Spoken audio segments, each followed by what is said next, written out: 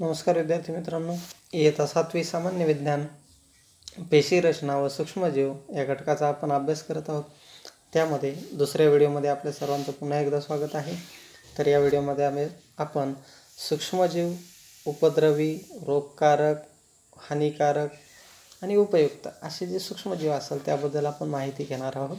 तर बघा, या ठिकाणी सूक्ष्मजीव म्हणजे काय?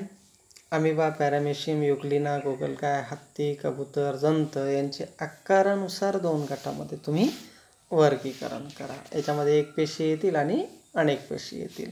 मग अमिबा, पॅरामेशियम, युग्लिना हे काय आहेत? एक पेशी आहेत. नंतर गोगलगाय, हत्ती, कबूतर, जंत, ठीक आहे, या पद्धतीनं वर्गीकरण करू शकता तुम्ही. पृथ्वी तलावरती असंख्य सजीव आहेत, आपल्याला माहीतच आहे. आणि जे आपल्या डोळ्यांना काही सहज दिसत नाहीत ते पाहण्यासाठी आपण सूक्ष्मदर्शकाचा वापर करतो. त्यांना काय म्हणायचे? सूक्ष्मजीव असं म्हणतात. मग या सूक्ष्मजीवांचा आढळ ऑकरन्स ऑफ मायक्रो ऑर्गॅनिझम्स कुठे कुठे असतो? तर आपल्या सभोवताली असलेले जे काय समजा हवा, पाणी, जमीन, अन्नपदार्थ, सांडपाणी, कचरा याच्याबरोबर वनस्पती, प्राणी आणि मानवी शरीरामध्ये देखील सूक्ष्मजीवांचं अस्तित्व असतं. यापैकी काही सूक्ष्मजीव हे एकटे राहतात. याच्यामध्ये अमिबा, पॅरामेशियम तर बहुसंख्येने वसाहती करून राहतात काही. मग सूक्ष्मजीव हे मृत वनस्पती किंवा प्राणी यांच्या अवशेषांवरती देखील जगणारे असतात. मग या सूक्ष्मजीवांचं निरीक्षण आणि मोजमाप कसं करायचं? Observation and measurement of micro organisms. बघा, निरीक्षण करायचं असेल तर एखादा पावाचा तुकडा किंवा भाकरीचा तुकडा घ्या, एखादा भिजवा त्याला आणि 3-4 दिवसासाठी एका डब्यामध्ये त्याला बंद करून ठेवा. 3-4 दिवसानंतर काय दिसेल तुम्हाला? त्याच्यावरती बुरशी आलेली आपल्याला दिसून येईल. एखाद्या गढूळ पाण्यातील किंवा साचलेल्या डबक्यामधील एक पाण्याचा थेंब घेऊन तो मायक्रोस्कोप खाली त्याचं निरीक्षण करा. त्याच्यामध्ये देखील तुम्हाला काय आहेत? काही अनियमित आकाराची हालचाल करणारे सूक्ष्मजीव दिसून येतील. दही किंवा ताकाच्या थेंबाचं काचपट्टीवरती घेऊन सूक्ष्मदर्शकाखाली त्याचं निरीक्षण करा. त्याच्यामध्ये देखील तुम्हाला ईस्टमधील किंवा या ताकामध्ये असणारे जे काही समजा सूक्ष्मजीव असतील ते त्या ठिकाणी दिसतात तुम्हाला. आता जे काही समजा 100 मायक्रोमीटरपेक्षाही लहान असणाऱ्या ज्या वस्तू आहेत त्या आपल्या डोळ्यांना आपल्याला दिसत नाहीत. त्यामुळे आपण काचपट्ट्या तयार करून त्यांचं सूक्ष्मजीवांचं किंवा संयुक्त सूक्ष्मदर्शीखाली निरीक्षण करत असतो. परंतु 1000 पटींचे वर्धन अपुरे ठरत असेल तर काही सूक्ष्मजीवांच्या निरीक्षणासाठी इलेक्ट्रॉन सूक्ष्मदर्शीचा वापर करावा लागतो. आता सूक्ष्मजीवांचे आकार बघा. पॅरामेशियमचा आकार आहे 100 मायक्रोमीटर. टायफॉईडच्या रोगजंतूचा 1 ते 3 मायक्रोमीटर. पोलिओचा विषाणू किती आहे? 28 नॅनोमीटर. सूक्ष्मजीवांचा आकार हा 100 मायक्रोमीटरपेक्षा लहान असतो. एवढ्या लहान आकार असून देखील सूक्ष्मजीवांच्या पेशीतील अंगके सर्व जीवन प्रक्रिया घडवून आणतात. आता या सूक्ष्मजीवांचं स्वरूप बघा. हे त्यांचे बघा कशा पद्धतीनं त्यांचे आकार आहेत. वेगवेगळ्या प्रकारचे सूक्ष्मजीव बघा या ठिकाणी वेगवेगळे आहेत. त्यांचे आकार बघा कशा पद्धतीनं आहेत. त्यांचं निरीक्षण तुम्ही करून घ्या. त्यानंतर काही सूक्ष्मजीव जसे पावावरती येणारी बुरशी, डबक्यातील शैवालाचे तंतू हे बहुपेशीय सूक्ष्मजीव आहेत. तरी काही बहुतांश सूक्ष्मजीव हे एकपेशीय आहेत, जसे की जीवाणू आणि विषाणू. या सूक्ष्मजीवांच्या पेशींची रचना ही थोडीशी भिन्न असते, वेगळ्या प्रकारची असते. यांची दृष्टिकेंद्रकी पेशीमध्ये आढळणारी पटलापासून तयार झालेली अंगके यामध्ये आढळत नाहीत. तर यामध्ये फक्त प्रद्रव्य पटल, पेशीद्रव्य आणि केंद्रक द्रव्य एवढंच आढळतं. म्हणून यांना काय म्हणायचं? आदिकेंद्रकी किंवा प्रोकॅरियोटिक सेल असं आपण म्हणू शकतो. राष्ट्रीय पेशी विज्ञान संस्था Pune, national centre for cell science ही संस्था पेशी विज्ञान, जैवतंत्रज्ञान या संदर्भामध्ये संशोधनाचं कार्य करते. बघा या ठिकाणी आदिकेंद्रकी पेशीची रचना कशी असते ती दाखवलेली आहे. काय काय दिसतं त्याच्यामध्ये? पेशीपटल, प्रद्रव्य पटल, केंद्रकाप, पेशीद्रव्य, रायबोझोम, प्लाझमिड आणि कशाभिका. केंद्रक आपल्याला दिसत नाही त्याच्यामध्ये. आणि संपुटिका आहे.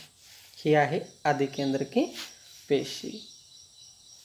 आता या सूक्ष्मजीवांची वाढ कशा पद्धतीने होती ते बघा. सूक्ष्मजीवांची वाढ कुठे होते तर माध्यम कोणकोणते आहेत त्यांचे? माती, पाणी, कुजणारे पदार्थ. यांची वाढ 25 डिग्री सेल्सिअस ते 37 डिग्री सेल्सिअसच्या दरम्यान होते. पोषण कसं घडून येते यांचं तर विशिष्ट पोषक द्रव्य जसे की शैवाल आहे त्याला हरितद्रव्य ऑक्सिजन लागतं. वातावरण कोणतं आहे तर ओलसर, दमट तसेच उबदार वातावरणामध्ये यांची वाढ होत असते.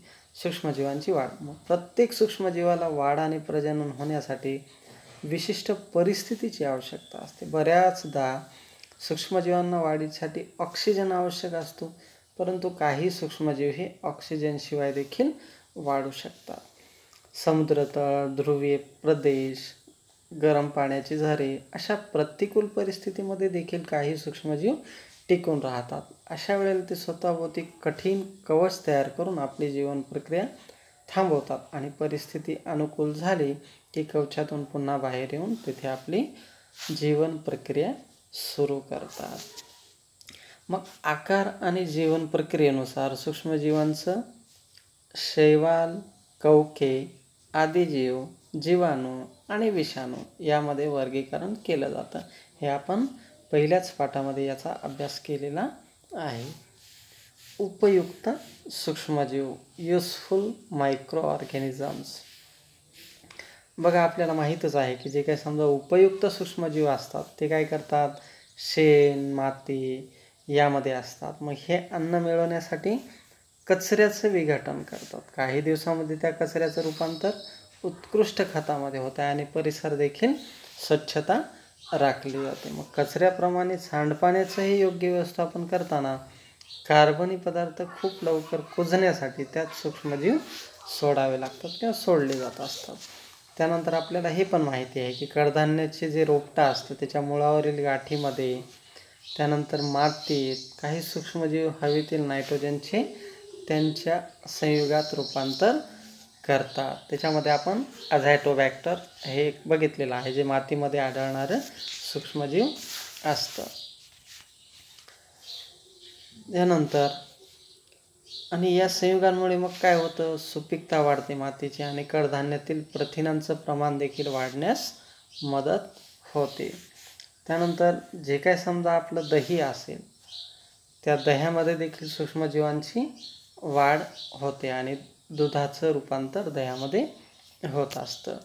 म्हणजे कोमट दुधामध्ये दह्याचे थेंब मिसळल्यानंतर 8 ते 10 तास उबदार ठिकाणी ठेवल्यास त्या दह्यातील सूक्ष्मजीवांची भराभर वाढ होते आणि दुधाचे रूपांतर दह्यात होते. म्हणजे ताक, लोणी, चीज इतर दुग्धजन्य पदार्थांची निर्मिती करण्यासाठी अशा प्रकारे सूक्ष्मजीव उपयुक्त असतात. म्हणजे कशा पद्धतीने उपयुक्त ठरत आहेत? परिसर स्वच्छता राखली जाते. त्यानंतर जे काही मृत अवशेष असतील त्या ठिकाणी खत तयार होतं. खत आपल्या शेतीसाठी उपयुक्त आहे. या ठिकाणी दुधाचं दह्यात रूपांतर केलं जातं. हे पण आहे. माती जी असेल त्या ठिकाणी अझॅटोबॅक्टर आहे. मातीमध्ये प्रथिन रूपांतर, नायट्रोजनचं संयुगामध्ये रूपांतर अशा पद्धतीने हे सूक्ष्मजीव आपल्याला उपयुक्त ठरतात. आता यामध्ये किण्वन म्हणजे काय किंवा फर्मेंटेशन असं म्हणजे काय तर सूक्ष्मजीव काय असतात? क्रिया करत असतात.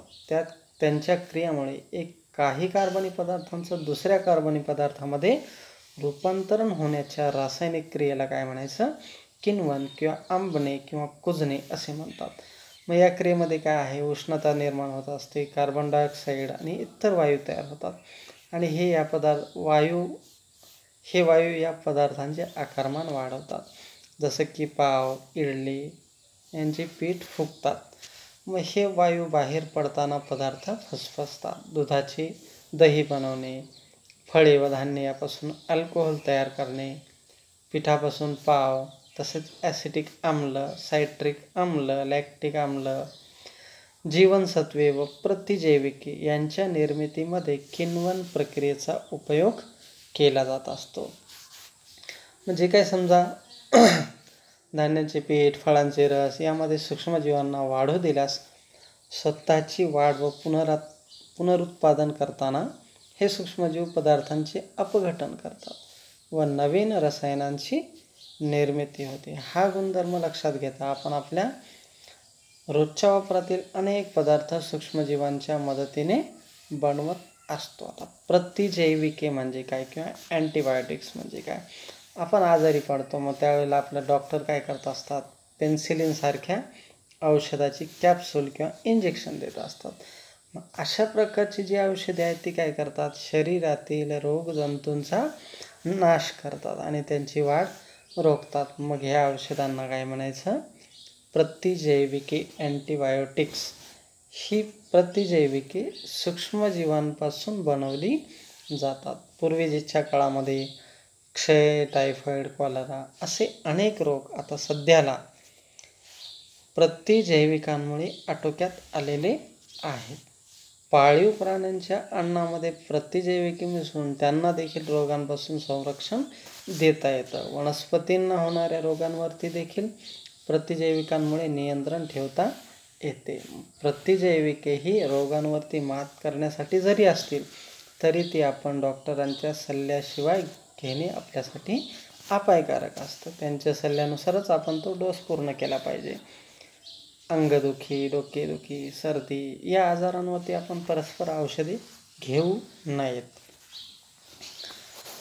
रोगप्रतिकारक क्षमता वाढवणारी लस प्रयोगशाळेत सूक्ष्मजीवांच्या मदतीने तयार करतात.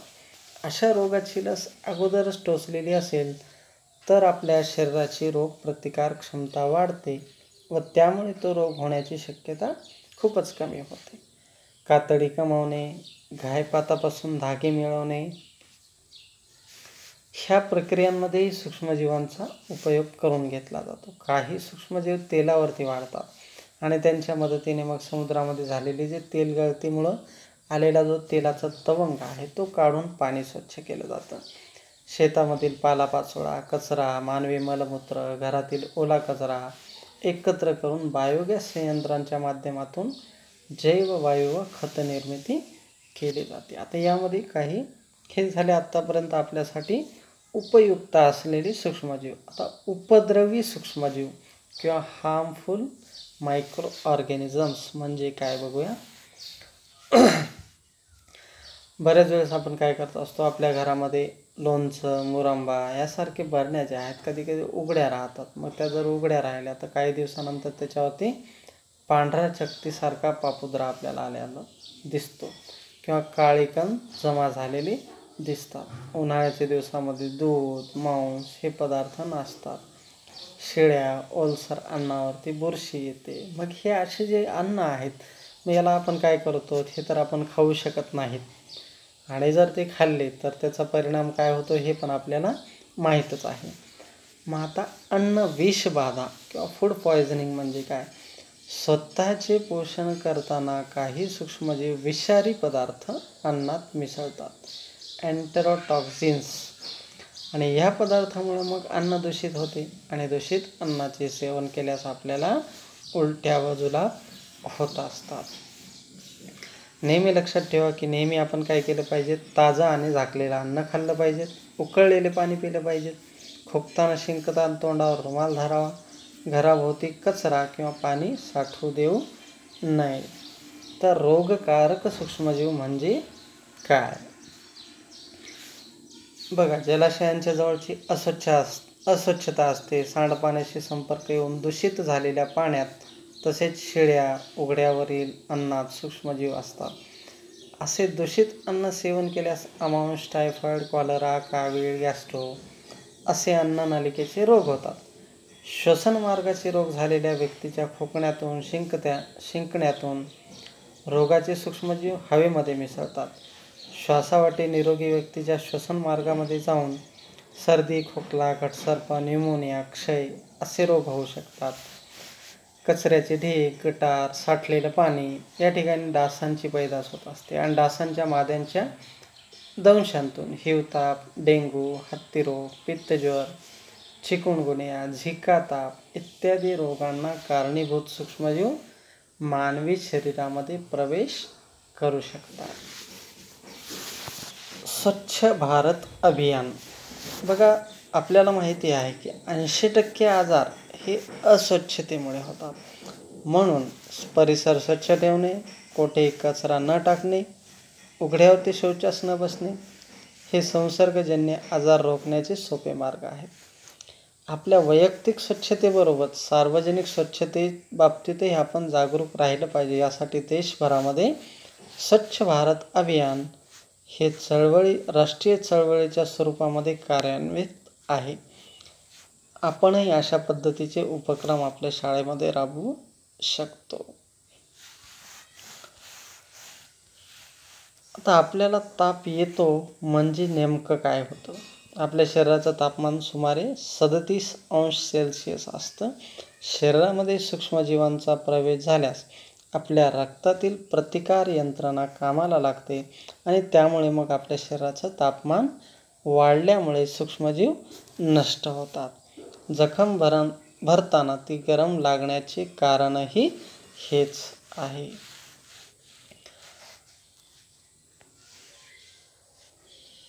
आता बघा, या ठिकाणी पावसाळ्यात कपडे दमट राहिले तर काय होते? गोणपाटाच्या तागाच्या पिशव्यांवरील काळे पांढरे डाग कसले असतात? चामड्याची पाकिटे, पर्स, पट्टे, पादत्राणे यांना पॉलिश लावून मगच का ठेवून देतात? जुने रबर, कागद, नोटा यांच्यावर पावडरीसारखा कोणता पदार्थ तयार झालेला असतो? तर बघा, वर उल्लेख केलेले जे सर्व पदार्थ म्हणजे सुती कापड, गोणपाट, ताग, कागद, रबर हे वनस्पतीजन्य, तर चामडे हा प्राणीजन्य पदार्थ आहे. आणि दमट हवामानामुळे या पदार्थांवरती बुरशी आणि इतर सूक्ष्मजीवांची वाढ होऊन ते खराब आणि कमकुवत होत असतात. तर अशा पद्धतीने विद्यार्थी मित्रांनो, परिसर स्वच्छता ठेवा, स्वतःच्या आरोग्याची काळजी घ्या, जेणेकरून आपल्या आजूबाजूला सूक्ष्मजीवांची वाढ झाली नाही पाहिजे. धन्यवाद.